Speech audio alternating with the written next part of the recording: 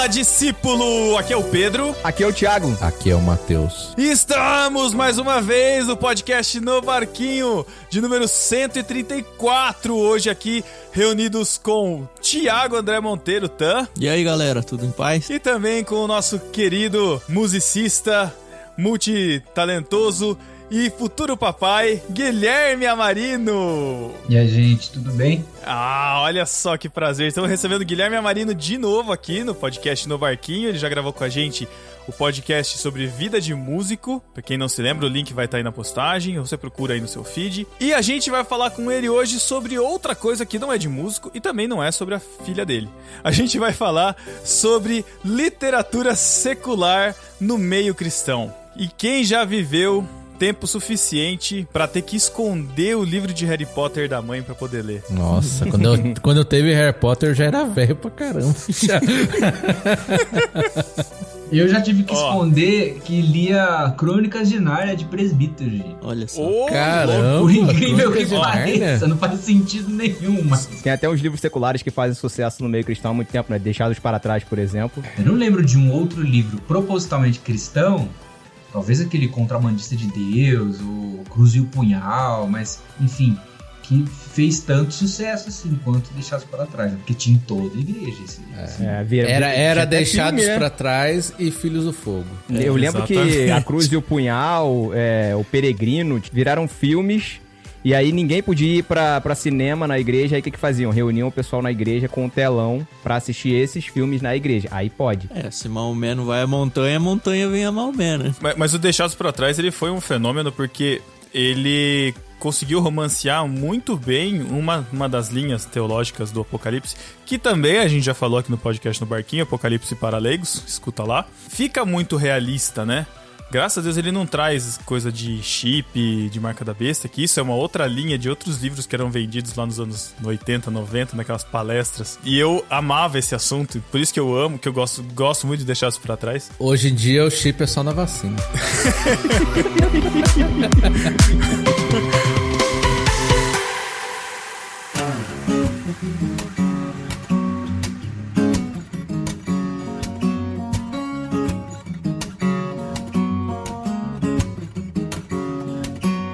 Mas o Deixados pra Trás, ele traz isso, né? E as pessoas meio que acreditam que realmente é isso, assim. E também tem os filmes, mas também tinham filmes antigos, que provavelmente a gente vai fazer um podcast sobre isso algum dia, sobre essa mitologia toda apocalíptica que a gente já viveu.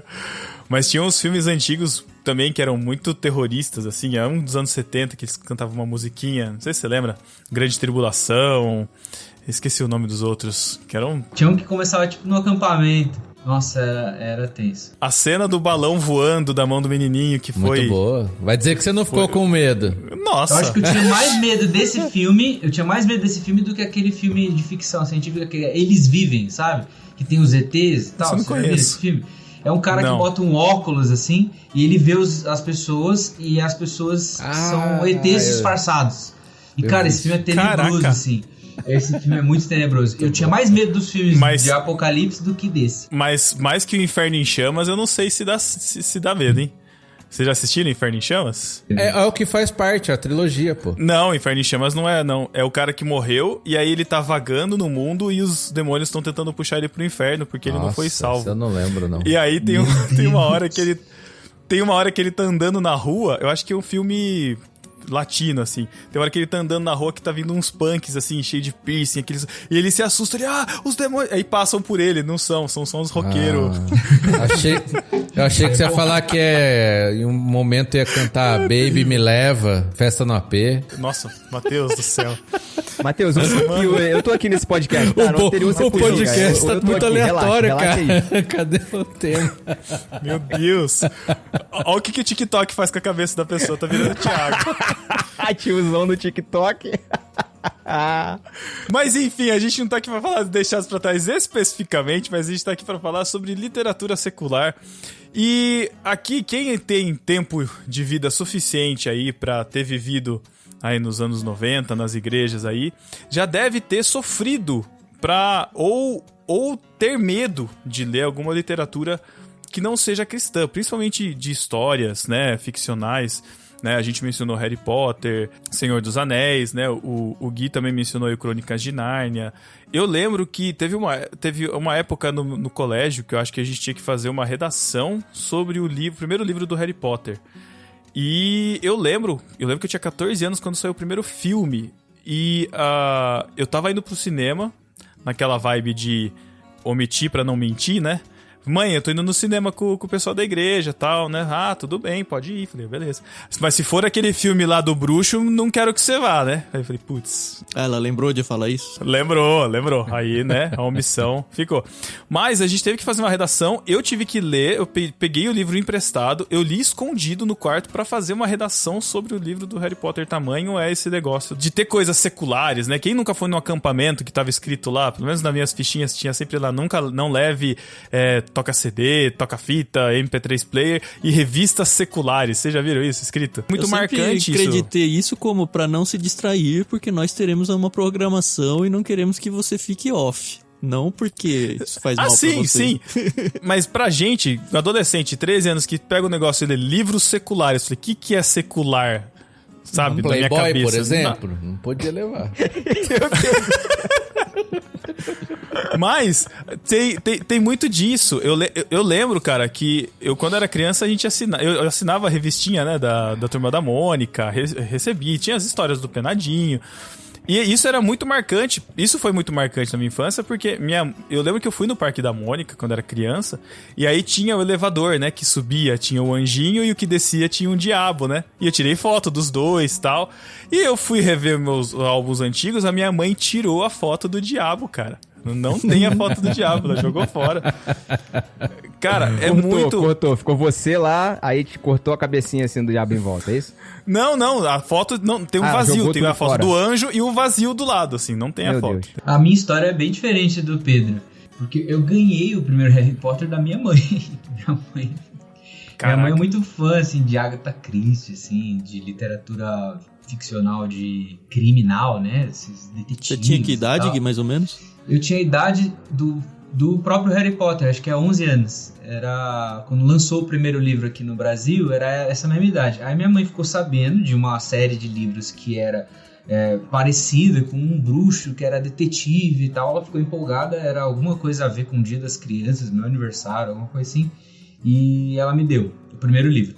Aí o segundo livro também ganhei deles, dos meus pais. O terceiro livro também ganhei dos meus pais. Aí o quarto e o resto eu fui comprando eu mesmo. Mas, por outro lado, O Senhor dos Anéis eu ganhei de presente de Natal da minha avó. Então, e todo mundo crente em casa, tá? Minha avó crentona, cantando hino, mais perto quero estar e tal.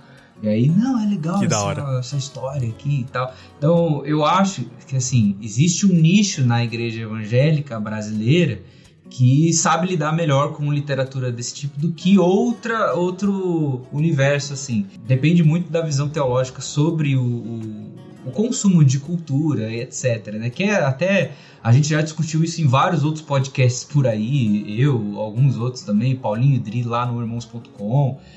Mas é interessante você ver como que essa relação com a cultura e principalmente com literatura, no caso, passa por essa mesma concepção de como a cultura vai influenciar ou não a sua fé.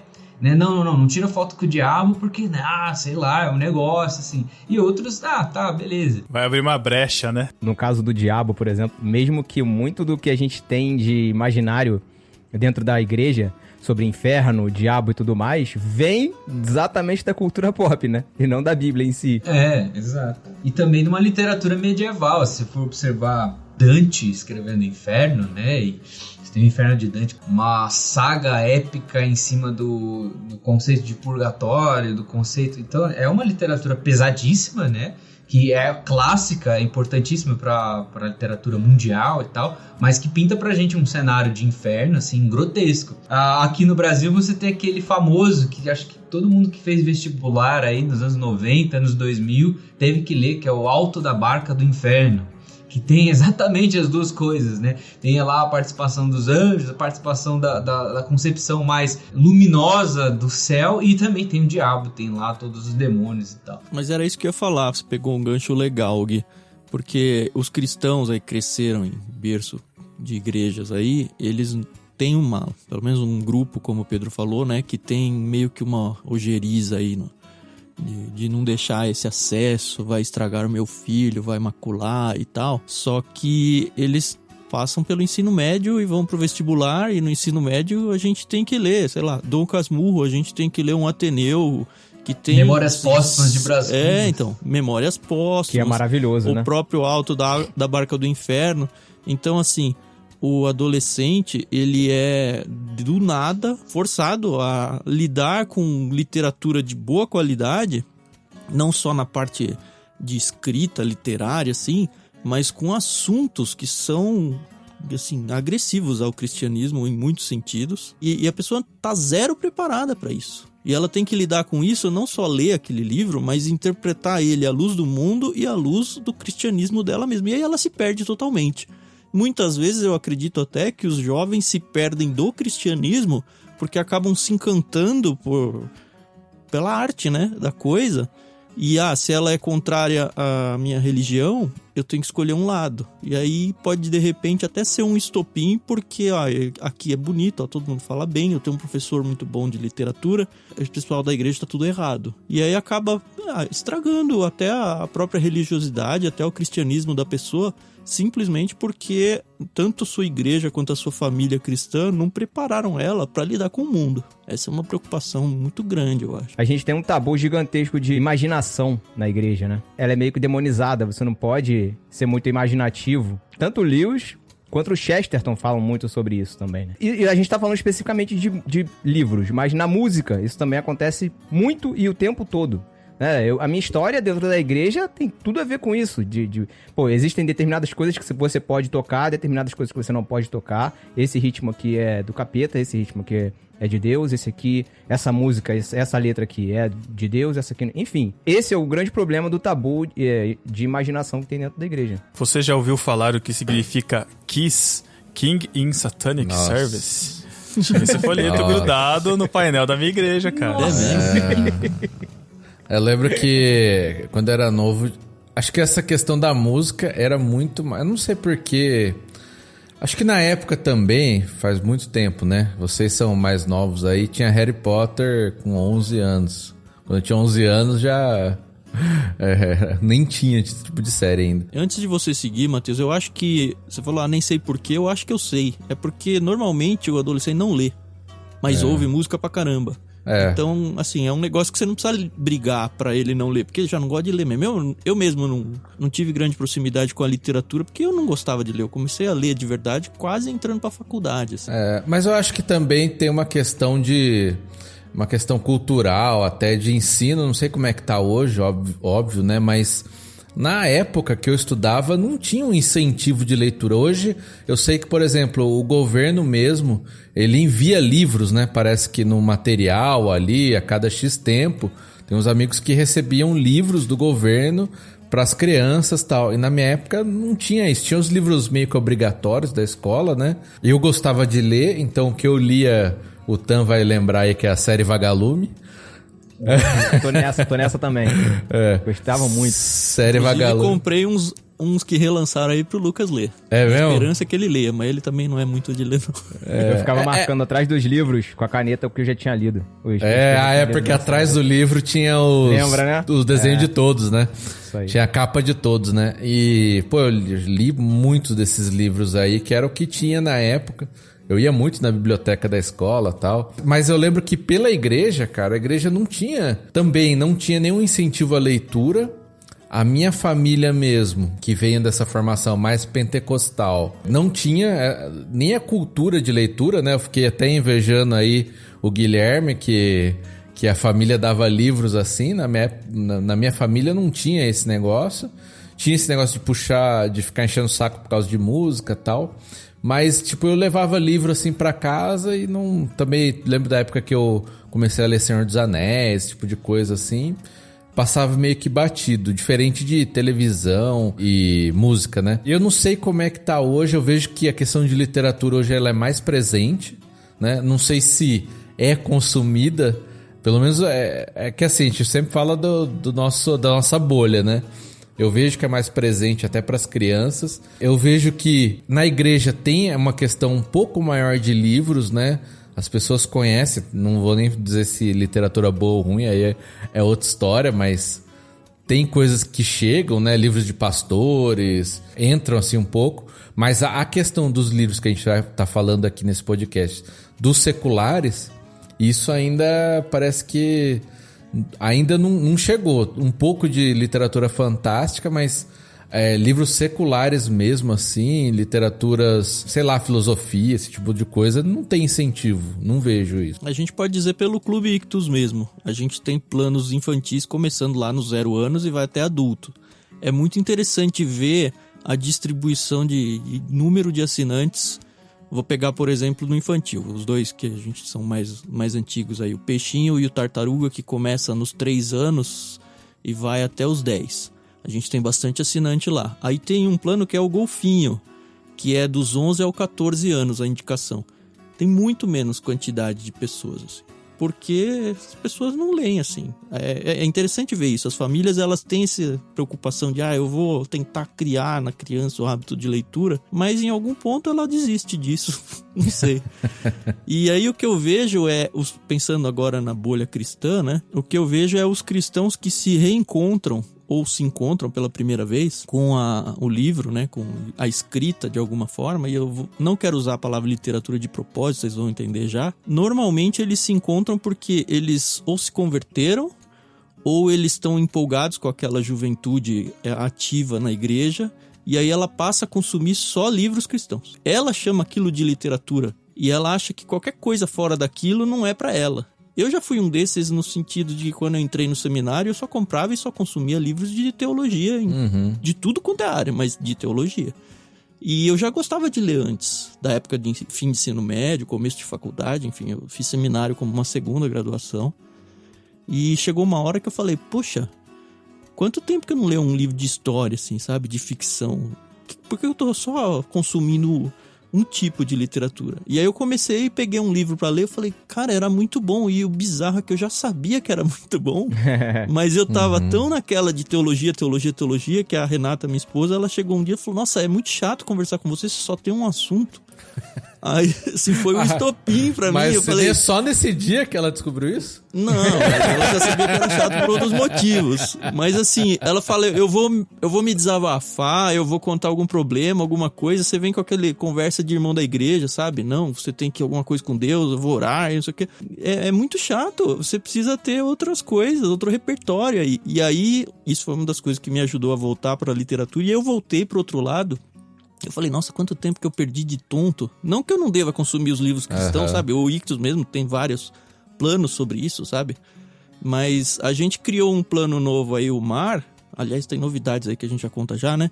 Mas justamente por isso, que é a literatura por literatura, secular, assim. Se for uma literatura cristã, é ocasional, assim, não é proposital. E também não é à toa que o Gui tá aqui com a gente, né? Mas eu vou deixar ele contar essas novidades aí. Enquanto eu tava falando, eu dei um estalo aqui porque eu fui lembrando da minha própria história com literatura, num aspecto abrangente, né? Não só teologia, que é o meu foco hoje. Fiz faculdade disso, a maioria dos meus livros são de teologia, mas ao longo da minha vida, a criação e a fase de gostar de ler, teve 2 pessoas que foram da igreja, além dos meus próprios pais e tal, que foram extremamente responsáveis por isso, e eu olhando para trás eu percebo o quanto isso foi bom. E eram 2 mulheres, a Leda e a Solange. Elas foram professoras minhas na escola dominical e coordenadoras do curso na escola dominical da igreja, e as 2 são professoras de literatura. São professoras de português e na área de literatura também. E elas incentivavam muito, pelo menos a minha geração, que cresceu tendo elas como professoras na igreja, a ler.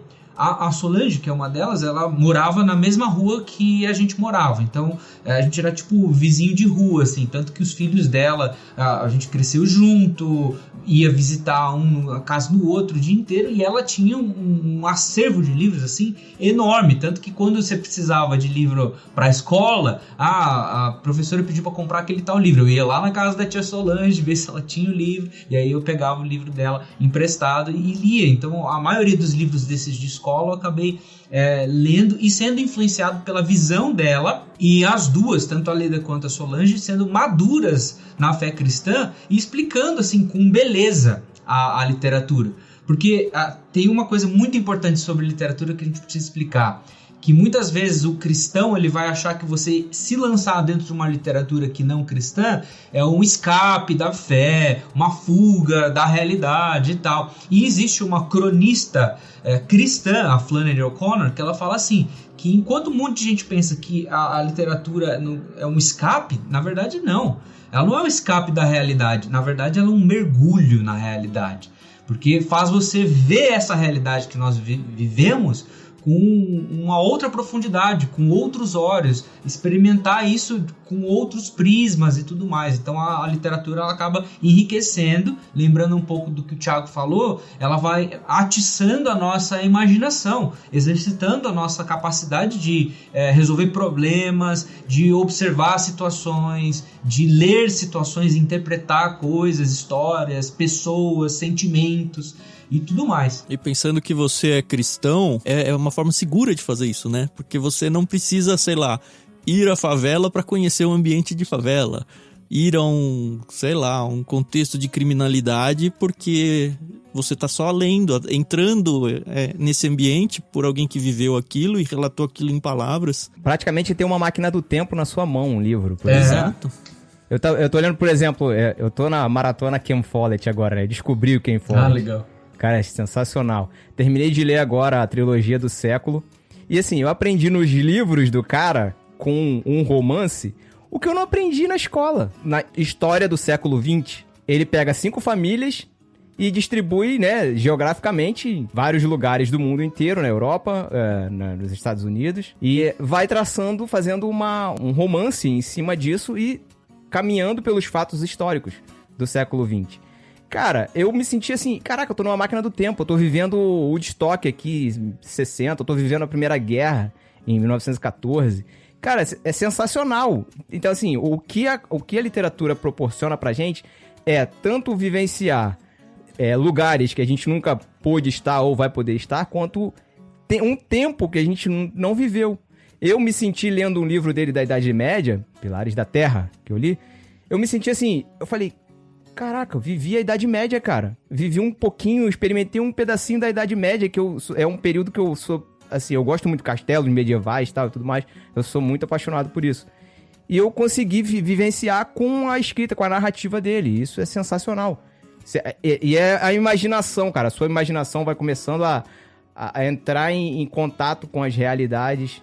E como você não tem o visual, você é forçado a criar dentro da sua cabeça as imagens e tudo mais. Isso é sensacional. E eu acho que isso também ali é a questão que a igreja, acho que no Brasil principalmente, não posso falar fora, mas aqui daquela questão que separa, né? A gente até colocou o nome literatura secular, mas a gente já tem uma vivência para identificar que antigamente se falava o secular era ruim, né? Era do diabo e tal, e a gente tinha que evitar, e o que era bom era da igreja, era a Bíblia, e nesse sentido a gente acabou deixando de lado muito conhecimento que tá na humanidade, né? Um conhecimento histórico. Pô, eu lembro a época que eu comecei a ler os filósofos, né? Pegar livro de filósofos e tal. Meu, é assim, é assustador, assim, o conhecimento, óbvio que tem um viés, né? Muitas coisas, mas essa questão que a própria Bíblia fala, né? De que de tudo a gente tem que reter o que é bom. E isso a gente só colocava na questão do de fora, né? Mas até isso vocês podem falar também, até na literatura cristã a gente tem que fazer isso, pegar o que é bom. Na música cristã você tem que pegar o que é bom, né?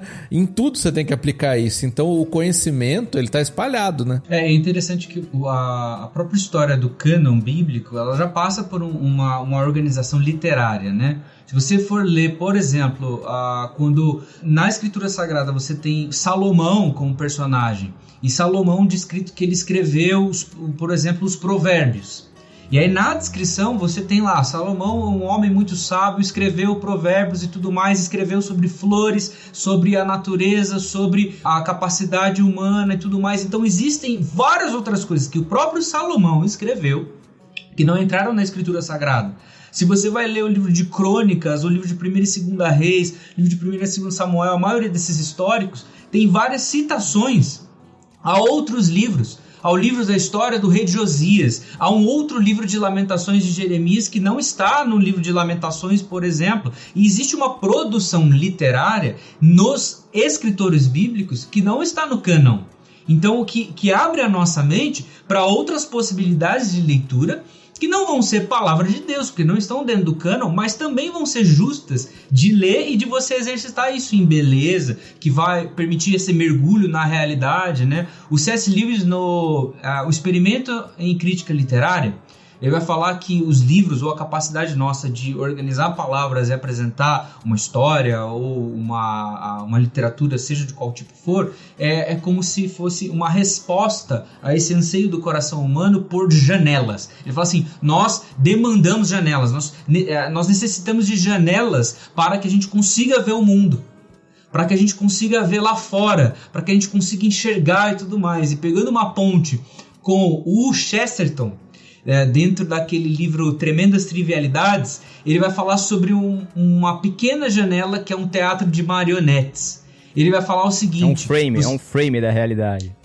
Você só consegue explicar as grandes coisas da realidade para uma pessoa que talvez ela não vai conseguir ver um dragão por conta do tamanho do dragão, ou conseguir ver essas grandes realidades, a profundidade histórica e tal. Você só consegue explicar isso para as pessoas se você tiver um frame pequeno, se tiver uma janela pequena.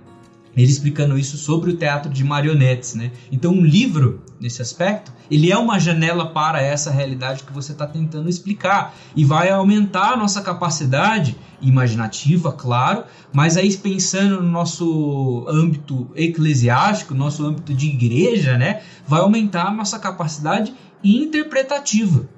Uma pessoa que lê mais e lê todos esses tipos de literatura e tudo mais, quando ela vai à Bíblia, a sua capacidade de interpretação do texto vai ser muito maior do que alguém que não lê. E uma coisa que me entristece um pouco, e graças a Deus a gente tem visto alguns movimentos artísticos, eu não vou ficar só na literatura aqui, que está pelo menos mostrando um cenário de melhora aí, mas ainda acho que a gente está muito longe.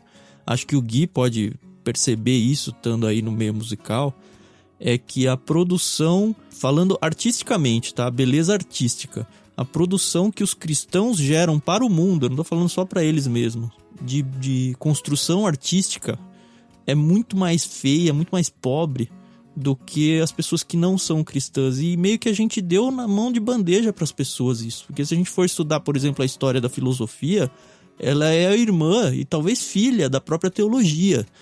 O Mateus falou aí dos grandes filósofos, se você for atrás dos primeiros ali, eles eram cristãos, eles estavam tentando mostrar de uma forma filosófica realidades teológicas. E hoje em dia o cristão jogou isso fora, falando não, isso é do diabo, usou a palavra secular, e a palavra secular nua e crua simplesmente quer dizer, olha, eu não estou falando diretamente sobre Deus agora, estou falando sobre coisas que não são diretamente ligadas a Deus. É isso, não quer dizer que ela é contrária a Deus, secular. E as pessoas rotularam errado e falaram, não, qualquer expressão artística que não seja deliberadamente cristã é contrária à fé cristã.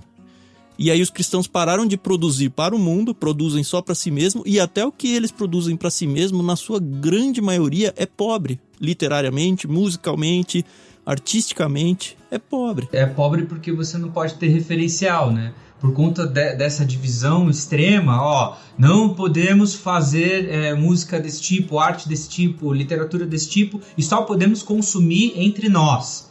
Então você perde o referencial de beleza geral. Enquanto todo o mundo caminha para movimentos de artes cada vez mais detalhados, cada vez mais belos, com novas tecnologias e tal, o cristão que se fecha numa bolha, ele vai perder o referencial. E a gente sempre fala isso quando eu vou falar de música. Por exemplo, o Projeto Sola, nós gostamos de folk, nós tocamos folk, bluegrass e tudo mais.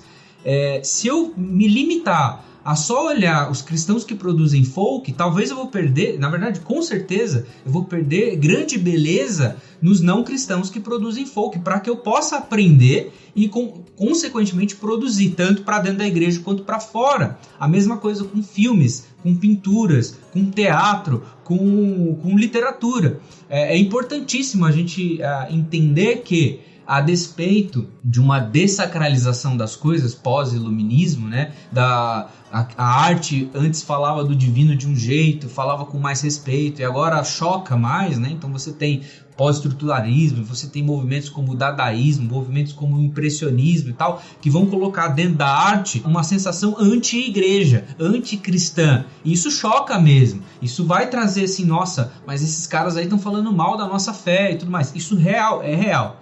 Mas eu não posso olhar esse tipo de coisa e falar assim, então eu não posso mais me relacionar com nada que é artístico.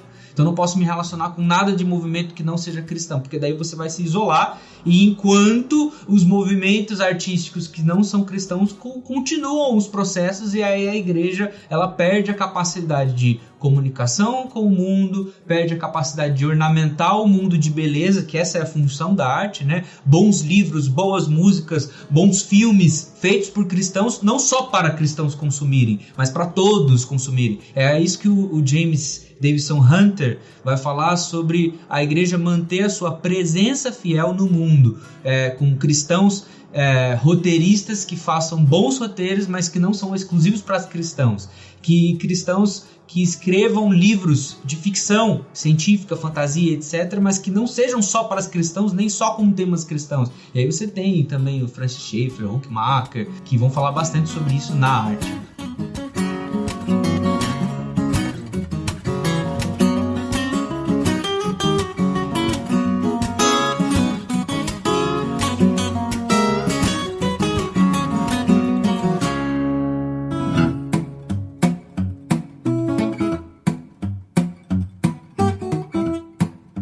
Isso me lembrou muito o que você falou agora, Guilherme. Aquela galera da década de 80 que começou aquele movimento de contracultura na música, aqui no Brasil mesmo. A gente parou de responder, a gente parou de conversar com o mundo. Essa é a questão. A gente se fechou dentro das quatro paredes e a gente não tem mais uma mensagem que responda ao mundo. Os caras vêm com uma ética e a gente não contrapõe com uma outra ética dentro do mesmo linguajar, usando a mesma estética. Entendeu? O que os caras faziam, o Janires, aqueles caras da década de 80 lá, eles usavam exatamente aquela estética do movimento hippie, entre aspas, da década de 60, 70, e eles traziam a mensagem do evangelho que responde aos anseios das almas que estavam buscando no movimento hippie as respostas que tanto queriam. E é exatamente isso que a gente parou de fazer. A gente se trancou dentro da igreja e falou assim, ó, aqui não entra isso aqui, a gente vai ficar produzindo aqui só pro nosso guetinho e acabou. A gente tem um próprio linguajar, a gente tem uma própria comunicação interna. Não sou totalmente contra, mas eu entendo, e o Thiago vai pular aí, mas a questão do worship, né, hoje, que é uma linguagem extremamente fechada, né? Você escuta aquela melodia é feita pra emocionar, você fica emocionado, mas não sabe o porquê você tá se emocionando.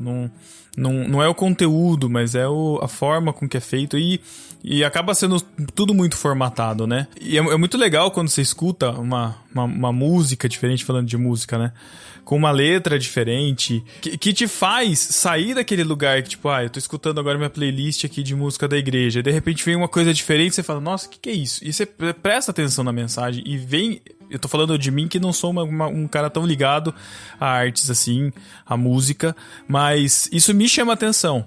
E o worship, ele é uma coisa muito formatadona, muito, muito lisa, muito facilitada, que não comunica pra fora, né? Se você vai falar disso pra alguém que não conhece a palavra, se você quer usar da música pra comunicar, como o Thiago tava falando aí no caso da Jesus Culture, né, Thiago? Naquela época acho que era esse o nome, né? Eu não lembro se era isso. E depois veio pra cá, pro Brasil. Isso, então, você não tem mais essa comunicação. Eu sigo alguns perfis de humor lá no Instagram e tem um que chama, né, o Worship Fails BR, não sei quantos conhecem. Eu fico embasbacado, assim, outro mundo. É outro mundo, não só pelas coisas que acontecem, mas assim, eu não me reconheço como igreja, olhando tudo que acontece ali. Tem muita coisa que eu não consigo me enxergar.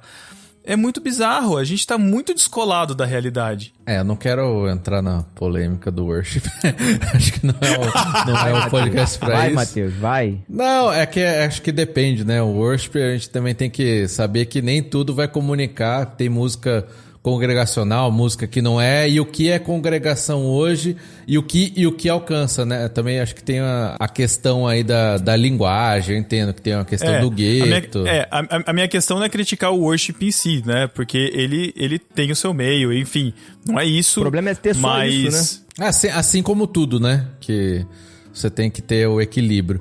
Mas eu acho que é legal essa questão que a gente está falando, dessas referências, e eu acho que hoje, acho que o Tan falou um pouquinho na literatura, eu vejo que já tem lampejos aí desse despertar, né? Por exemplo, vou puxar um pouco a parte da ciência, que foi um debate aí no último ano, por conta da pandemia, que tem que ouvir a ciência, não tem não sei o quê. E eu me lembro do movimento ali da ABC2, né? O Guilherme de Carvalho e tal. E o pessoal que tá... Um abraço, pastor. Ai, que Zé Ruela. E é um pessoal que tá tentando trazer os cristãos, né? O movimento lá do Cristãos na Ciência, trazer esse viés cristão para algo que... Para a sociedade, se você for ver, para muita gente são coisas que não conversam, né? A ciência, ou você tem fé, ou é ciência. Então, quando a gente se afasta, isso que o Gui estava falando aí, quando a gente se afasta, a gente cria os guetos, né? E não fala, e não tem essas janelas. Eu acho que agora, já felizmente, estão surgindo nas mais diversas áreas. E quando a gente fala de literatura, não é para a gente pensar só na literatura fantástica, que é legal, que, poxa, eu gosto pra caramba, mas é no aspecto total da literatura, né? Pensar na parte da literatura, essa acadêmica mesmo, né? Filosófica, enfim, todas as áreas, até do romance, e a gente, como cristãos, a gente pode enxergar isso que está sendo produzido fora e trazer pra dentro, né? Já com os nossos óculos, né? A nossa cosmovisão, que de uma forma que a gente consiga realmente julgar aquilo como uma obra, aproveitar e transformar isso para que as pessoas dentro da igreja também sejam instruídas a esse ponto, né? Isso está faltando muito ainda hoje. O que acontece a partir daí, eu lembro que o Tan falou há pouco que a esposa dele falou, você vem conversar comigo, você só fala de teologia, não sei o quê. E aí o cristão que não lê, o cristão que não tem contato com a produção cultural, né, corrente, ele chega lá fora, ele não vai ter pontos de contato para conversar com outras pessoas que não sejam cristãs. Isso aí é horrível para quem quer evangelizar, né? Que é a Renata é minha esposa, ela tem que lidar comigo. As outras pessoas simplesmente me cancelam e acabou. Esse cara é chato, só fala desse assunto, eu não vou falar com ele, sabe? Me corta e acabou. Acaba ficando que essa forma de cancelar o secular acaba virando uma ferramenta de certo controle, né? Você deixa de pensar, você deixa de questionar. Eu lembro da discussão lá do Douglas Adams, né? Do podcast que o Paulinho gravou lá do Literário sobre o Guia do Mochileiro. Falando, ele é um autor ateu. Ele discute, né, no livro sobre Jesus. Era um cara bom que falava boas ideias e foi pregado porque a galera não... Eu não lembro exatamente da citação, mas eu lembro dessa passagem falando sobre Jesus, assim. Então, a cultura tá falando. A cultura secular tá expressando aquilo que a gente conhece. A gente não consegue se conectar a ela, muitas vezes por estar sendo tolhido, muitas vezes por estar sendo governado, não é a palavra melhor, mas governado pelo medo de ir nesses caminhos e de se encontrar com o mal e de cair em tentações e dar espaço pro diabo governar a nossa vida, quando na verdade a gente precisa sim ter contato com isso, mas a gente tem que ter a nossa base de fé forte, firme, né? Então, assim, eu vejo que a formação do Gui é uma formação que, não sei se é cristã da vida toda, não me lembro, mas tem uma base. E ele teve contato com essa literatura e isso não influenciou a fé dele, pelo contrário. Solidificou, né? Exato, tudo isso soma. Eu tenho uma formação em biologia que, quando eu cheguei na faculdade, muita coisa me chocou. É difícil de você conciliar. E essa iniciativa da ABC2 e outras literaturas que eu li, eu consigo enxergar hoje a ciência de uma forma... A palavra é feia, né? Vai parecer, mas é holístico, né? Eu consigo ligar as coisas, sabe? Eu consigo ver Deus nos processos e nas situações. apesar de cientistas não conseguirem colocar isso, mas a gente tem que ter uma base. E a gente tem que ter esse contato justamente das janelas. Eu achei isso incrível, cara. Não conheço essa ideia, mas, quando você lê, e isso, a nossa geração hoje tá perdendo isso por conta da superestimulação das telas, né? Eu lembro de ler, mesmo os livros do Deixados pra Trás, vamos colocar aqui, que não entra no secular ou não, mas, cara, você imaginar a situação, sabe? Um mundo onde eu nunca tinha imaginado, a gente sempre pensa no arrebatamento, né? Nos moldes pré-milenistas aí, né? As pessoas somem, não sei o que lá. Mas foi a primeira vez que eu li que a esposa do cara sumiu e a aliança caiu. Eu falei, nossa, eu nunca pensei que a aliança fosse ficar. E as próteses dos dentes também. E aí um avião, sabe? O que a gente viu lá no final do Guerra Infinita, lá do Vingadores, que é helicóptero caindo, as coisas acontecendo. Eu nunca tinha parado pra pensar nessa situação, nesse viés. Faltou a imaginação do evento, né? Exato. Então, assim, e você se coloca no lugar, você tá vivendo aquele mundo pós-apocalíptico com os personagens e o que eles estão passando, a perseguição religiosa que eles sofrem, na caso desse livro, do Deixados pra Trás, enfim. Mas é porque me colocou num lugar ali em que eu tava vivendo aquilo com eles, entendeu? Você vive com os personagens do Senhor dos Anéis, você vive com os personagens do Crônicas de Nárnia, você vive a aflição dos diabos conversando lá no Cartas de um Diabo ao Seu Aprendiz, o que tá acontecendo com um e com o outro, e você vê como que o inimigo te vê. Cara, isso é demais, eu acho incrível. Genial, né? O que é interessante é que Jesus já fazia isso com as parábolas, cara. Exatamente. E a gente se perdeu no processo. Exato, cara. Quando a gente começou o Clube Ictus, lá no começo, a gente começou a organizar ele no final de 2017, começo de 2018, a gente já tinha muito essa pegada, né? Não é à toa que um dos slogans nossos é que a gente lê de tudo, mas com óculos cristãos, né? Que é tudo a ver com tudo que a gente tá falando aqui. Mas eu lembro que quando a gente tava organizando o que ia ser, pra que lado que a gente ia pisar e tal, a gente foi se aconselhar com muita gente, né? A maioria cristãos. Inclusive alguns que lidavam com arte e tudo. E foi muito interessante de ver que a gente foi desencorajado por vários, assim. Alguns falaram, olha, isso aí não vai dar certo, vocês estão tentando misturar o sacro com o secular. E outros que falaram assim, olha, isso é muito importante, mas não vai dar certo. Não porque tá errado, mas porque as pessoas não estão prontas para consumir isso, sabe? As pessoas não vão entender. E é muito bizarro a gente ver que até hoje as pessoas não entendem isso. A gente mandou, por exemplo, recentemente, num dos kits infantis, 2 livros do folclore brasileiro. Um era a Yara e o outro é o Curupira. E com traço do Maurício de Souza ainda, assim. Era uma parceria entre o Monteiro Lobato com o Maurício de Souza, né? As duas instituições aí. Então, com traço do Maurício de Souza, tão bem infantilizado. A história muito bem trabalhada pra caber pra idade, sabe? E a gente mandou pras crianças. Você não tem noção de quantas pessoas entraram em contato com a gente falando, olha... como que vocês me mandam um livro pra minha criança com um ser de chifre com o pé virado pra trás, sabe? E assim, caso a caso a gente teve que ir conversando e falar, olha, isso é uma expressão artística, cultura brasileira, o seu filho, se já não viu, vai lidar com saci na escola. A gente teve que explicar pra pessoa que já é assinante do Clube Ictus o que é o Clube Ictus, sabe? Isso foi muito bizarro. E isso fez com que eu e a Carol, a gente conversasse falando... até onde a gente pode ir, sabe? Eu entendo que ali tem toda uma questão de criança envolvida, né? Tem toda a escolha dos pais, em primeiro lugar, do que eu vou dar de cultura para os meus filhos, até em que momento que eu vou apresentar ou não, eu não vou apresentar. Mas foi, assim, a primeira vez que a gente realmente sentiu forte aquele feedback do início, de antes de existir clube, de falar, olha, as pessoas não estão preparadas pra isso. Assim, me entristece muito pensar isso tudo, cara. Por mais que tem gente assim, cara. Por mais que a Rede Globo... Se a Rede Globo prestou um serviço pra população brasileira, foi colocar o Sítio do Pica-Pau Amarelo de manhã pras crianças assistirem, né? Por mais que a Rede Globo já tivesse feito esse serviço, as pessoas ainda continuam com essa cabeça de folclore brasileiro, coisa do capeta, não sei o quê. Pô, cultura brasileira. Aí essa mesma pessoa vai levar o filho no cinema pra assistir Thor. Não, a conversa que a gente teve aqui entre nós é... essa mesma pessoa deixa os filhos assistirem Frozen, sabe? Não tem diferença nenhuma, as princesas da Disney. É a mesma coisa. E não é que a Frozen e as princesas da Disney são ruins. Não, ela tem que ver também, sabe? É só porque não é cultura brasileira e não é um diabinho, é um ser da natureza, é uma sereia que puxa as pessoas pra matar afogado. Imagina que meu filho vai ver um negócio desse. Mas assistiu Jurassic World, né? E os dinossauros invadindo a Terra é tranquilo, né, cara? Assistir Mercenários é 3 sossegado. com 10 anos de idade, tudo bem também.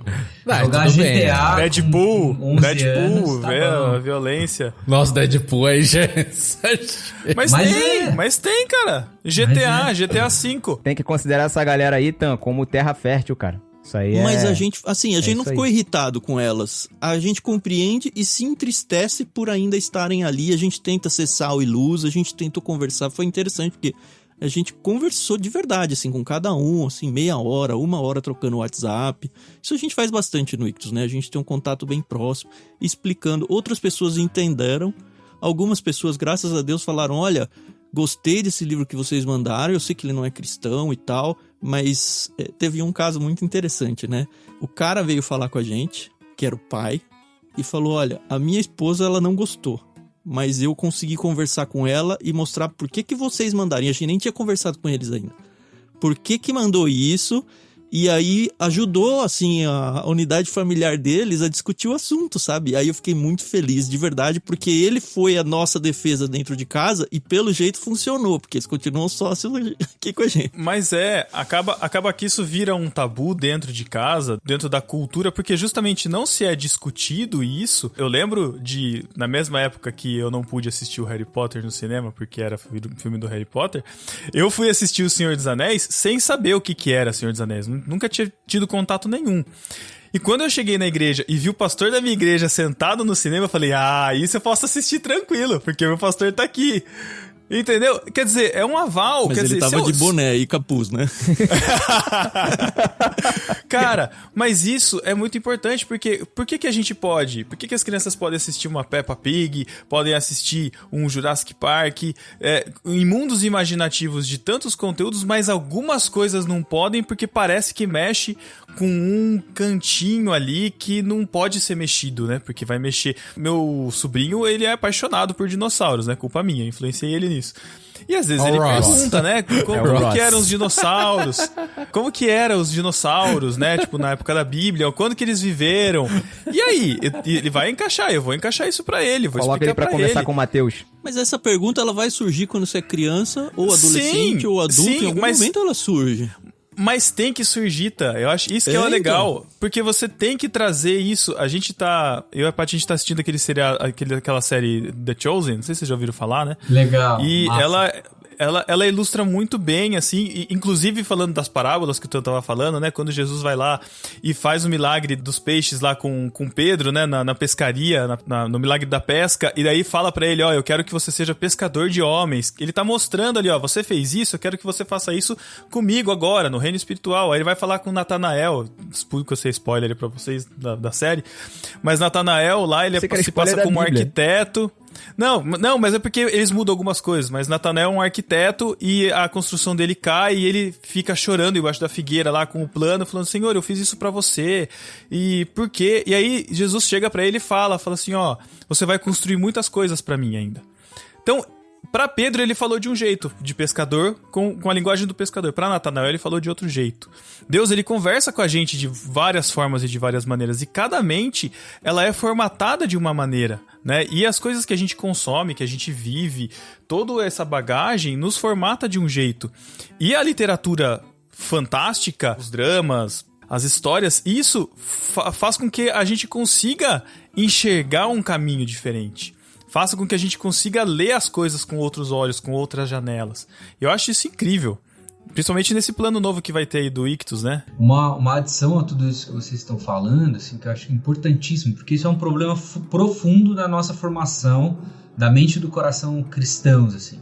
Uma mente e um coração verdadeiramente teológicos, quando são aprofundados assim, no conhecimento de Deus e sobre a revelação de Deus, elas têm que desembocar numa vivência doxológica, ou seja, uma vivência de adoração, uma vivência que vai promover a adoração a Deus em todas as coisas.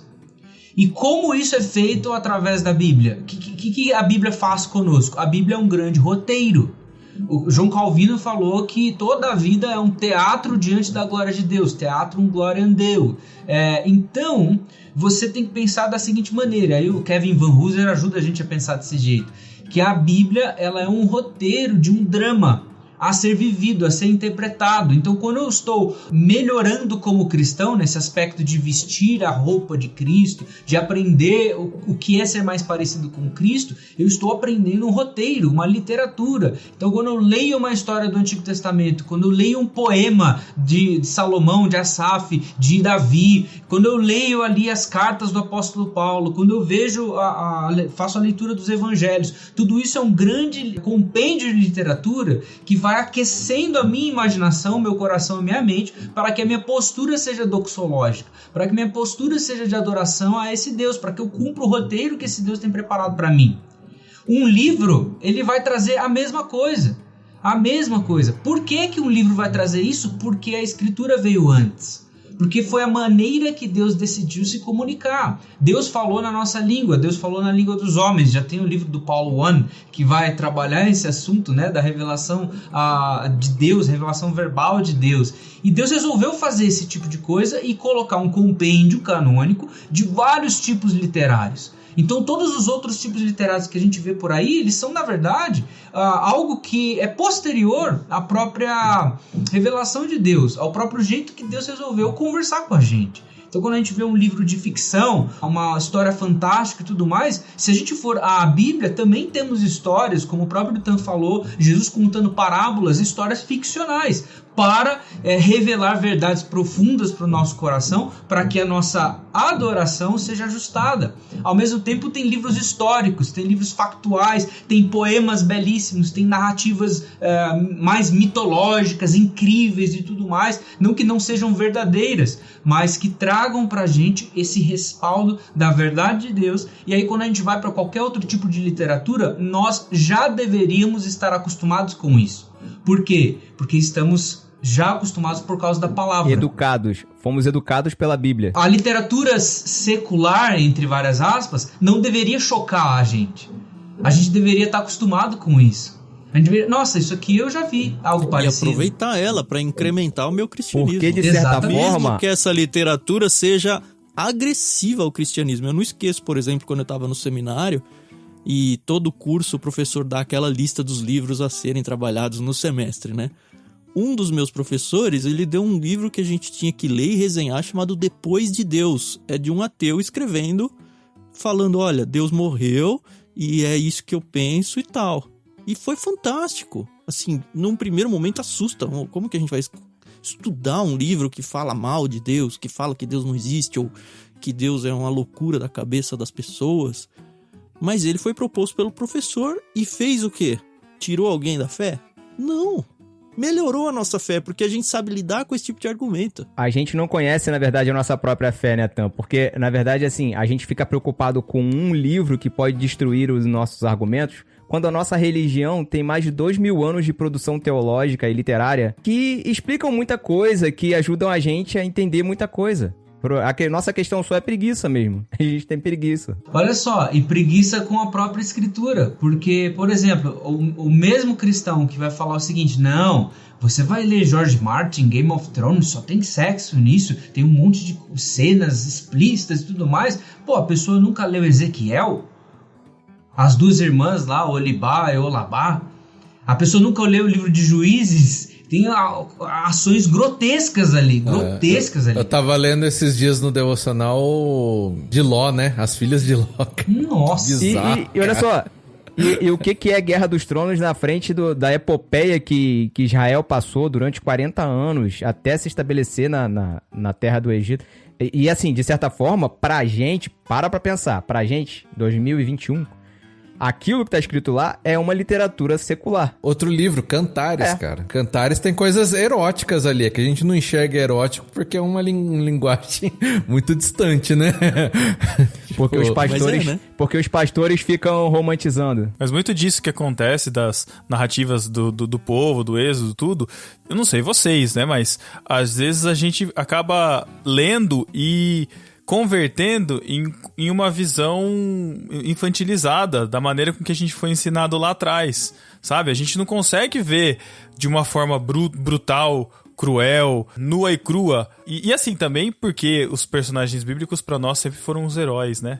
Eles sempre faziam tudo do bem. A gente se gravou A sobre Bíblia, isso. ela não Foi quer educada fazer a dos ver os personagens heróis, né? É o contrário, né? Cara, só tem um que é na Bíblia, né? Só. Vai fazer uma história sobre Moisés. Ai, Deus guiando o povo, que coisa mais linda. Aí você vai colocar aí, tipo, o Moisés, porque em vez de bater com a mão, bateu com o cajado lá, bateu na água, ele não vai mais entrar na Terra Prometida e acabou. Não tem discussão, cara. Não o cara não explica. vai mais entrar. Porque ele fez um negócio errado. E é isso, e acabou. Não, então, mas Moisés, Pedro, mas foi. a nossa explicação teológica da Bíblia como literatura é muito falha nesse aspecto, porque quando a gente vai para as narrativas dos personagens bíblicos, que devem... A função principal dos personagens bíblicos, Davi, José, Isaac, Abraão, todos eles, até os personagens bíblicos que não fazem parte do povo, são para contar um drama da Bíblia, uma história só. E a gente esquece isso e fica contando historinha moral. A gente ensina a Bíblia falando assim: seja mais como Davi, seja menos como Saul. Davi fez isso, ele é um herói. Ele é o exemplo a ser seguido. Saul fez isso, não seja como Saul. Quando na verdade tem toda uma história, um respaldo, um drama que na verdade vai apresentar a gente a Cristo e não Deus não é Davi. José é o campeão. José é o campeão da moral do Antigo Testamento. Exato. E na verdade ele é meio Cara, até um chatão, né? Eu falo aqui, tem o pessoal que fica com... Não, mas ele era mesmo, cara. O cara ficava, ó, minha túnica Enchendo o saco aqui, dos enchendo o irmãos, saco, né, cara. caçulinha. Irmão mais novo já é chato, né? Irmão mais novo já é um saco. José era já. meio carioca. Eu tô assistindo uma série, eu falo que é a série de almoço, né, com a Paty, que é o Superstore, tá na Amazon Prime, e tem um episódio em que eles estão discutindo o gerente e a subgerente lá sobre a índole das pessoas. E o gerente da empresa, ele é aquele crentão todo certinho. Ele já tentou comprar todas as pílulas de dia seguinte da loja pra não ter que vender, pra que as pessoas não praticassem aborto. É desse tipo, assim. E aí, num episódio determinado, ele vai tentar discutir com essa outra gerente e ela fala, não, aqui todo mundo é ruim, todo mundo tem podre. Ele, não, as pessoas são boas, não sei o que lá. E aí ele chama um pastor pra ir lá conversar com o staff dele, né? Conversar com a galera. E ele começa a falar, não, mas todas as pessoas são boas. Aí o pastor dele vira e fala, não, na verdade, todas as pessoas são pecadoras. Esse é o nosso lema, né? Tipo, é isso que a gente prega, que todas são pecadoras e a gente quer salvar. E ele dá um parafuso, cara. E, tipo, mano, tem um problema fundamental nas duas pessoas que professam a mesma fé. Tem um problema fundamental ali que não deixa eles conversarem. Cara, em outro episódio parecido, aparece uma mesma discussão de moral cristã, assim, que a gente vive, mas numa cena tão sutil. Ele tá remanejando as mães que amamentam todas pra um lugar da loja, pra que não fique aparecendo, amamentando, tudo. E de repente elas ficam todas concentradas num lugar só. E tá todo mundo, todas as mães amamentando lá, né? E no mesmo dia tá tendo um evento de um lançamento de um jogo super violento, assim, né? E aí tem uma mãe com o filho do lado que foi comprar o jogo, e aí tá falando, eu achei que esse lugar fosse um lugar de família, um lugar onde você respeitasse os valores da sociedade, eu não admito isso, eu não vou mais voltar pra essa loja. Aí ela sai e corta o menininho segurando uma cabeça decepada, assim, sem o maxilar, toda sanguinolenta, assim, e o menininho indo embora. Sabe, a gente vive uma sociedade dessa, cara. Sabe, a gente vive numa discrepância de que, família, valores, as famílias mostradas na Bíblia, elas não são famílias certinhas, cara. Elas são famílias quebradas. A gente tem tantos exemplos mostrando pra gente, só que a gente acaba criando uma realidade própria que não tá ali, né? A gente romanceia na nossa cabeça pra parecer melhor do que o que a gente tá lendo. O próprio fato da Bíblia como literatura apresentar pra gente essas famílias disfuncionais e Deus trabalhando nessas famílias e através dessas famílias deveria fazer com que a gente, olhando essas janelas históricas que a Bíblia apresenta pra nós, para que nós olhássemos a nossa própria família e falássemos, peraí, a graça de Deus foi com Abraão e Sara, então a graça de Deus pode ser comigo, com a minha esposa. A graça de Deus esteve ali na família de Davi, trouxe arrependimento para Davi. Nossa, eu também preciso me arrepender. Então, você olhar esses exemplos e contrapor com a tua realidade, que é exatamente, por exemplo, se você vai ao Tolkien, exatamente o que ele fala sobre ficção fantasiosa. olha, a fantasia ela vai trazer para nós um aspecto fantasioso da realidade, vai trazer um aspecto de consolação de várias dores, de vários problemas, vai trazer um escape dessa realidade para, enfim, trazer essa recuperação, consolo, sabe? Então, a fantasia ou a literatura, como um geral, não só ficção fantástica ou científica, etc., vai me apresentar um novo mundo, onde eu vou aprender várias coisas para aplicar nesse mundo real que eu vivo aqui. Essa é a função de um livro, essa é a função da própria escritura como literatura, do próprio qualquer outro tipo de livro, de ensinar uma visão, um prisma diferente de uma situação real que você vive, que você pode olhar com outros olhos. Quebra ainda de um jeito bonito e de um jeito gostoso, né? Que você se diverte. Eu acho legal algumas séries que a gente já fez aqui no podcast, quando a gente analisava filmes, tal, esse tipo de coisa, tirando as lições que a gente aprende, né? O que isso acrescenta pra nossa vida. Que a gente fez do Show de Truman, por exemplo, né? Esse filme e tal. A gente analisou e, como que... Aprendi no Chaves. E como que a gente tem que realmente ter essa visão e passar isso para as pessoas, que não é... A gente não vai aprender só da Bíblia, né? Tem aquela frase famosa que eu já vi atribuída a vários caras aí. Vou ficar com o John Wesley, porque é da minha linha teológica. Não é a Clarice Lispector, não? Não é. Einstein. Que você deve estar com a Bíblia debaixo de um braço e o jornal do dia debaixo do outro, né? Eu já vi isso na boca de Calvino também. Então, já ouvi de vários, mas como eu já ouvi de Wesley, eu vou ficar. Tem uma do Lewis também, que é... Eu creio no cristianismo porque ele é como o sol, né? Não porque eu vejo, mas porque através dele eu posso ver todas as outras coisas. Isso é legal. Essa é sensacional. Então a gente tem que ter os dois lados, né, cara? Aprender que Deus tem coisas pra revelar pra gente através de coisas que não são da Bíblia, né? Tiradas diretamente da Bíblia, sejam músicas aí que a gente, se emociona. E às vezes vê um conteúdo numa música que fala mais com a gente do que, às vezes, um worship aí que o Pedro odeia, né, pelo visto. Mas... O Thiago que odeia o worship. O Thiago que odeia.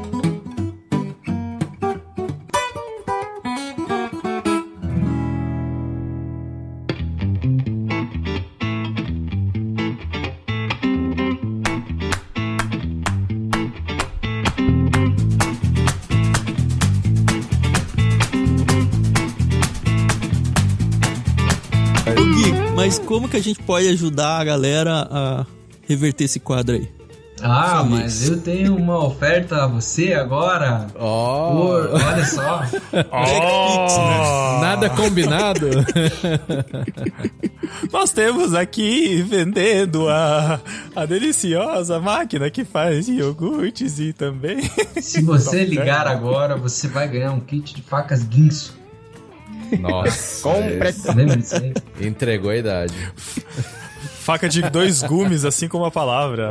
Corta tudo. Ela só não corta aquela meia lá. Meia Vivarina. Fazer a propaganda. A Vivarina, né?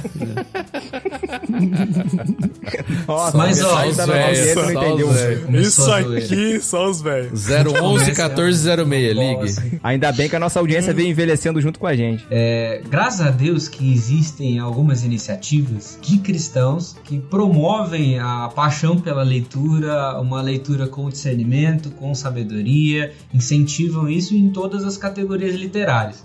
Eu tive o prazer de ser convidado aí pelo Tam, pela Carol, para fazer uma curadoria de um dos planos do Clube Ictus, chamado Plano Mar, que é Mistério, Aventura e Romance.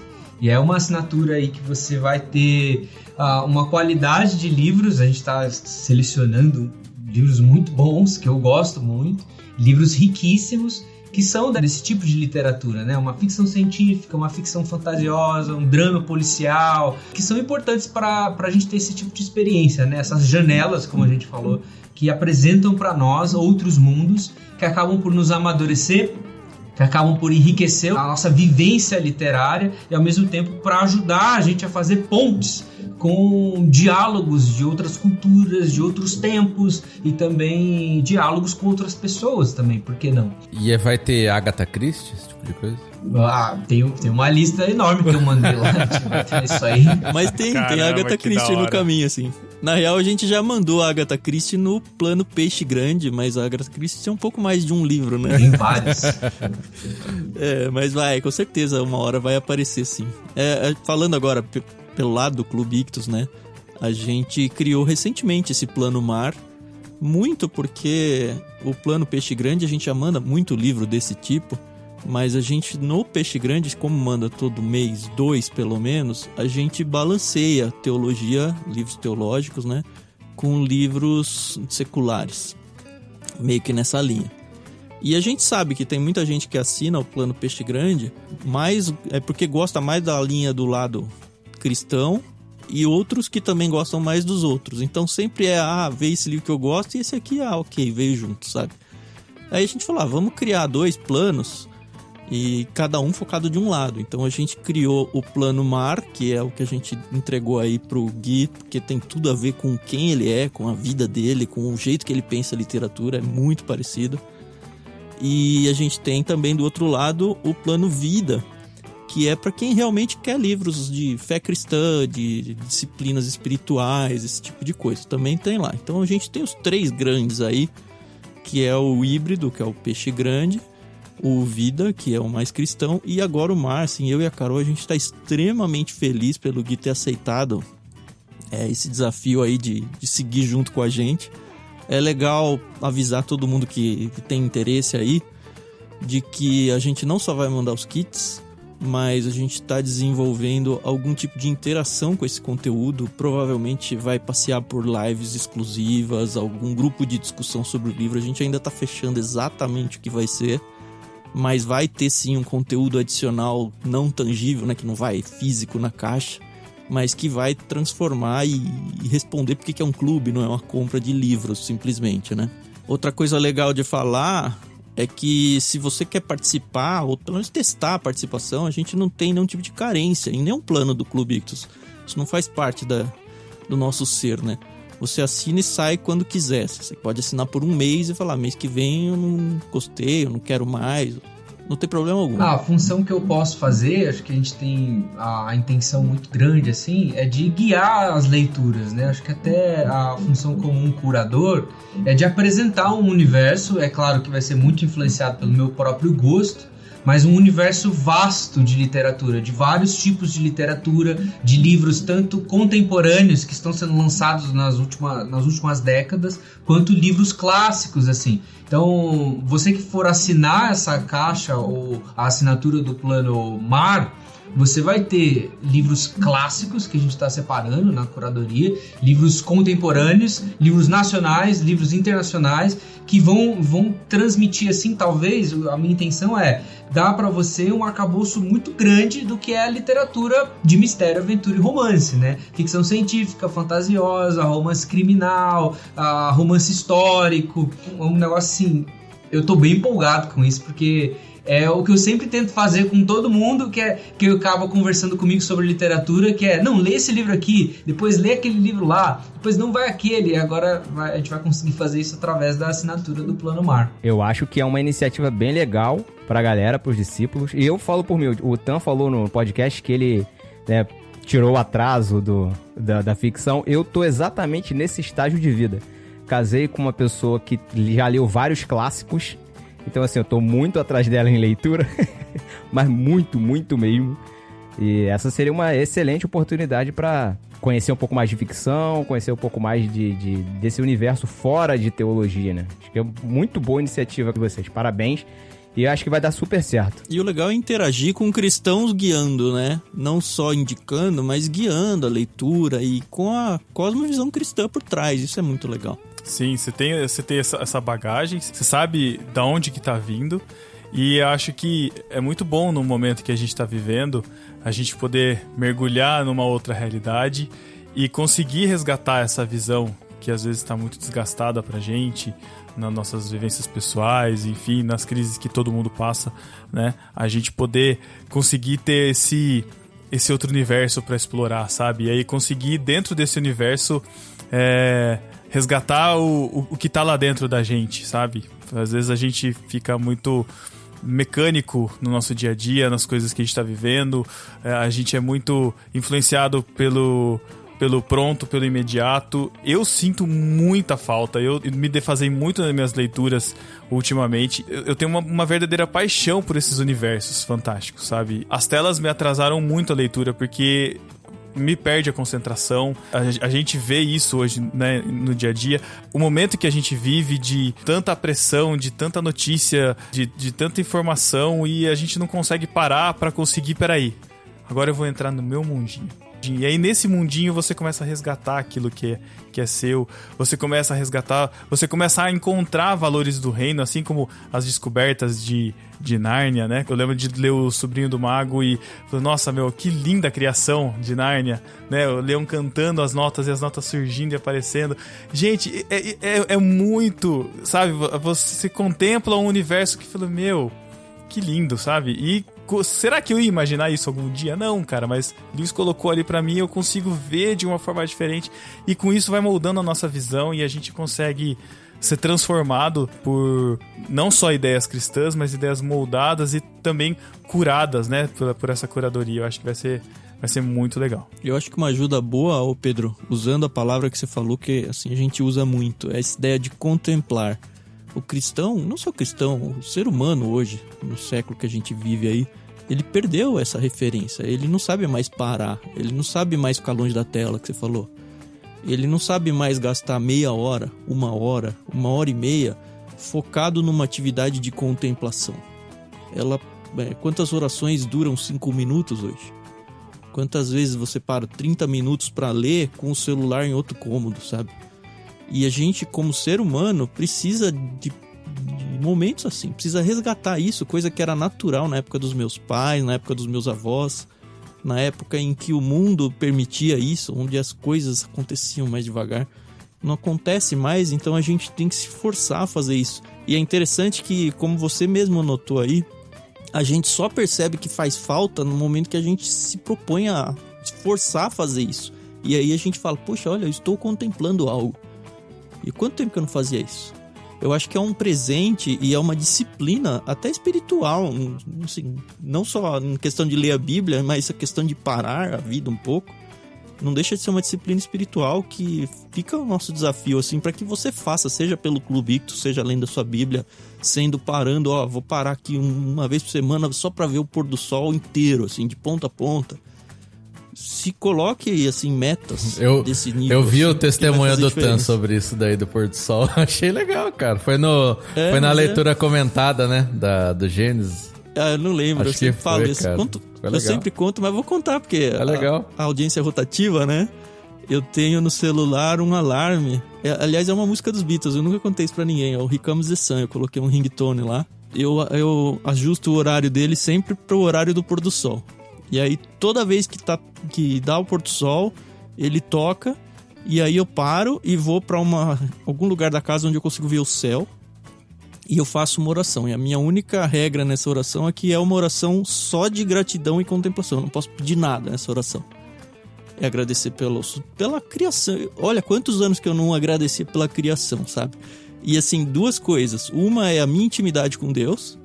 E a outra, o que eu tenho mostrado para os meus filhos, ensinado eles através do exemplo. Porque ontem mesmo, assim, a gente estava assistindo um filme. A gente tá gravando isso aqui numa segunda-feira, então era final de semana. A gente tava assistindo um filme, inclusive Senhor dos Anéis 3, hein? O Gui vai gostar dessa. E tocou. E o meu filho mais velho que tava vendo comigo, ele falou, pai, pode dar o pause e vai orar. Porque assim, ele já sabe que é isso, sabe? Eu paro o que tô fazendo, eu vou orar. E assim, eu não tô querendo com isso falar, nossa, como eu sou um grande cristão, nem nada, sabe? Não é essa a ideia. É justamente incentivar as pessoas a fazerem isso como um testemunho de que, olha, isso tem feito tão bem pra mim. E tem sido pros meus filhos, assim, um caso pra eles conseguirem ver a realidade disso acontecer e, de uma certa forma, instrutiva pra eles também. Acho que na nossa vida, tudo é disciplina, né? Tudo... Infelizmente, a nossa natureza não é essa, né? É ficar ali, que o Pedro falou do celular, você ficar ali zapeando, na hora que você vê, ficou 2 horas. Eu também, uma coisa que eu fiz aí, até falei acho que outro podcast, desde o ano passado principalmente, que eu tava mais ligado nisso, eu desliguei todas as notificações do celular. Ele fica no silencioso e os aplicativos não notificam, a não ser tipo o WhatsApp pessoal. De grupo, tudo bem, mas de grupo é tudo silenciado. E só o WhatsApp pessoal que ele notifica. Então, Instagram, YouTube... É você que decide a hora que você Exatamente. quer ver. Na hora que eu vou ver, ali eu vou ver... agora eu vou olhar isso aqui e tal. Mas mesmo assim, cara, é um desafio que a gente tem que ter. Acho que a literatura é um negócio que ajuda. O Clube Ictus aí entra naquilo que eu tava falando, dessas novas iniciativas que eu vejo para cristãos, né? Acho que os planos para criança, isso é uma coisa que eu falei nesse podcast, que eu não tive esse incentivo para literatura, sabe? E desde novo ter um conteúdo legal, né? Eu fui meio que sozinho aprendendo.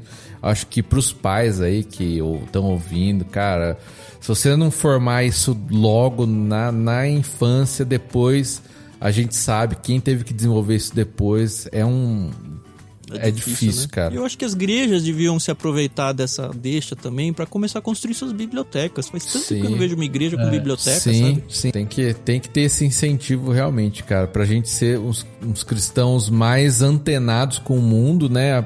Aprendendo e influenciando, que o Gui tinha falado, da produção, né? A gente vai produzir com maior qualidade e mais coisas que vão realmente transformar não só quem tá dentro da igreja, né? Saindo do worship, que o Pedro odeia, mas produzindo tipo coisas... o sobrenome do worship, que o Pedro odeia. Mais coisas pra fora também. Eu quero aproveitar aqui, até pra finalizar, honrar os meus pais, né? Não tiveram muita instrução, mas o meu pai principalmente, ele foi um grande incentivador de leitura. Ele tinha bastante livros, assim, principalmente teológicos, né? Meu pai sempre foi diácono na igreja, enfim. E ele me levava de 2 em 2 anos na Bienal do Livro. Ele sempre me incentivou isso, eu lembro, na minha infância, né? Me levar na Bienal. Eu escolhia os meus livros, eu comprava e ele bancava e tal. Eram poucas coisas que ele fez, poucas coisas, né? Mas foram coisas que realmente surtiram muito efeito e faz muito sentido com o que o Tan falou. É o exemplo que a gente vê e a gente pega pra gente e a gente começa a colocar em prática. E desde criança, você incentivar o seu filho a fazer isso, quando ele crescer, ele vai ter um diferencial. Isso é e sempre vai ser um diferencial na vida da pessoa. Quem lê, sempre, em qualquer lugar que ela chegar, ela vai ter um diferencial. Porque ela vai saber se comunicar, ela vai saber falar, ela vai saber escrever, principalmente. E a gente tem um déficit gigantesco de gente que não sabe... Ela vai saber interpretar o mundo. Não sabe escrever. No mercado de trabalho agora, por exemplo, né? A gente vai fazer processo seletivo. Um e-mail aí pra ver, né? A gente vai fazer um processo seletivo, a gente faz o seguinte, ó, escreve um livro, um texto de tantas palavras. E quem escrever melhor, pode pegar, que o cara ele sabe se comunicar melhor, ele sabe interpretar, ele sabe colocar as ideias dele em prática. Então esse cara, ele vai se sair melhor, com certeza. Mas pra fazer o TikTok tem que escrever? Tem que fazer roteiro, né, Matheus? Ele acha que o meu trabalho é só fazer TikTok. Quem dera. Ô Gui, o trabalho do Thiago hoje é fazer TikTok pro Melhores do Mundo. É só Melhores do Mundo? É o que ele faz o dia todo, por isso que é a piada. Que melhores do mundo esse? Melhores destinos, olha o respeito. Desculpa, Melhores destinos, foi mal. Eu, hein? Foi mal. Misturei tudo aqui.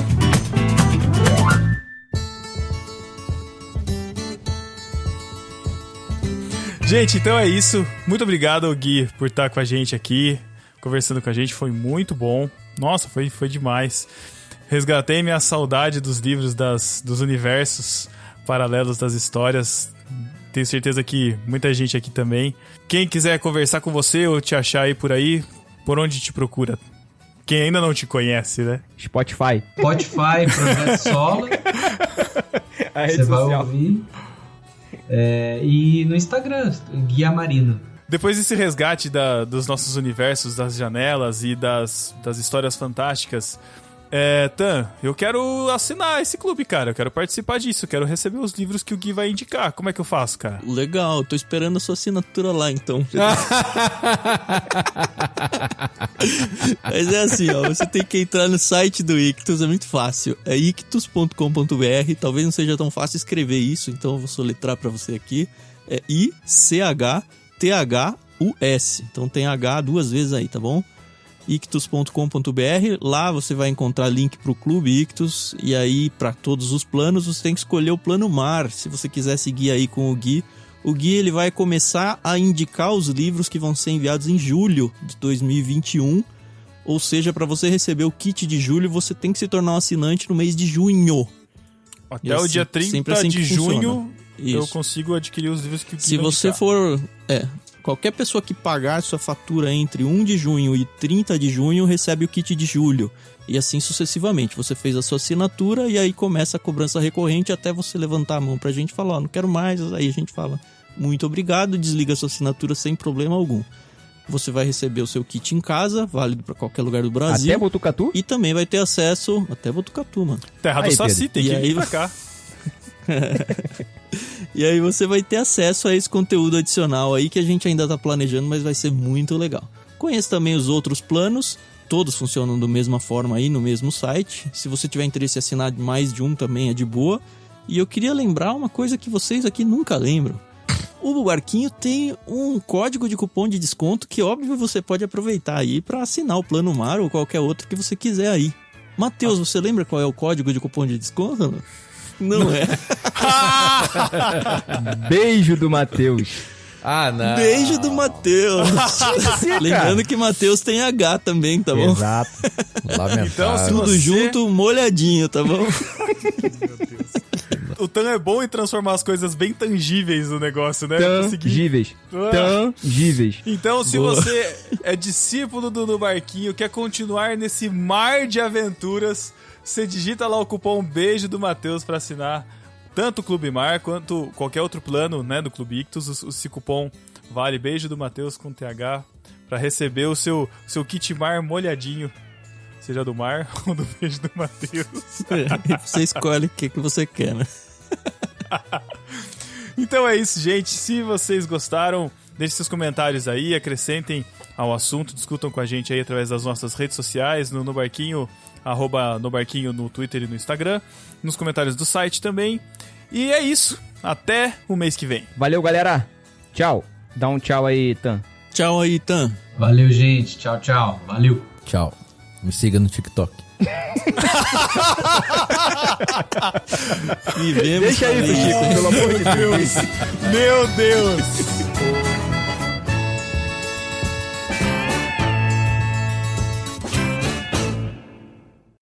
E é isso, a gente se vê daqui a um mês e tchau. Ô, Pedro, tem um detalhe. A gente Oi, não desculpa. passou o link pras pessoas que querem assinar, meu. Ah!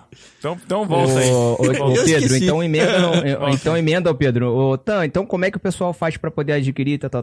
Tá. Olha, Tá, eu vou é um tentar- roteirista mesmo. Olha. Nossa. O Thiago é, demais. TikTok.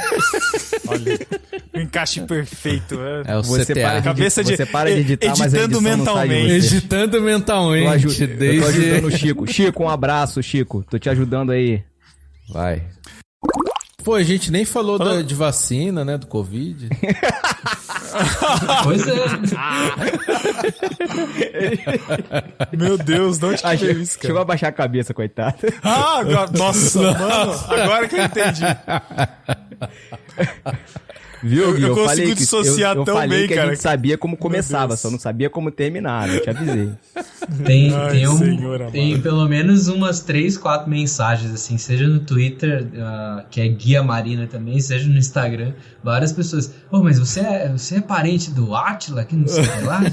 Aí eu tenho que ficar Imagino como isso deve ter se explicando, intensificado, né, cara? Que eu lembro Nossa, quando você muito. gravou com a gente perguntou. Vem aqui. Peraí, rapidinho. Peraí, eu tiro Ai. aqui. Eu tiro. Ai, Calma aí, momento- tem uma pessoa que quer falar com você, Guilherme. Só um minutinho. Opa, Ah, Tirei o vídeo aqui. Tietagem. Ô, a gente tem que dar o link Tietagem ao da vivo, associação, cara. né? Esqueci. momento tiete aí, ó, vamos ver. Não, nem vim tietar, eu Uma- vim aqui zumbar mesmo. Eu amo o Projeto Solo, acho sensacional. Parabéns, vocês são Obrigado, maravilhosos, viu? tá? Mas Valeu. aquele livro da Edith, meu Deus do céu, eu li porque você recomendou. O primeiro capítulo era muito chato, o segundo parecia o primeiro, o terceiro parecia o primeiro, não consegui terminar. Nossa! Ô, louco. Eu gosto Ela é também. sincerona, Gui. Era só esse comentário mesmo que eu queria fazer, que eu te acompanho, é tão interessante tudo que ele fala, o que é uma família. Eu pensei, meu Deus, que é uma família tão chato, socorro. Coitada, Você ouviu o podcast, eu não Sara? esperava isso. Ai, meu Deus. Perdão pelo meu surto. A tendência é daí pra pior, mas o Projeto Solo é sensacional, tá? Tá bom. É verdade. Olha, e melhor do que é o Família, Não hein? foi ele que escreveu o livro, Sara. Você não precisa se desculpar por isso. Desculpa, não sabia que ele reagia assim, coitado. Ele é tímido. Essa é a Caramba, Sara. do nada, bicho. Essa é a Sara, Guilherme, não liga Já não. veio e deu na canela. Eu já- Peraí, Vem a Sara. A deixa eu Sara é o botar aqui. tsunami, né, cara? É, a Sara.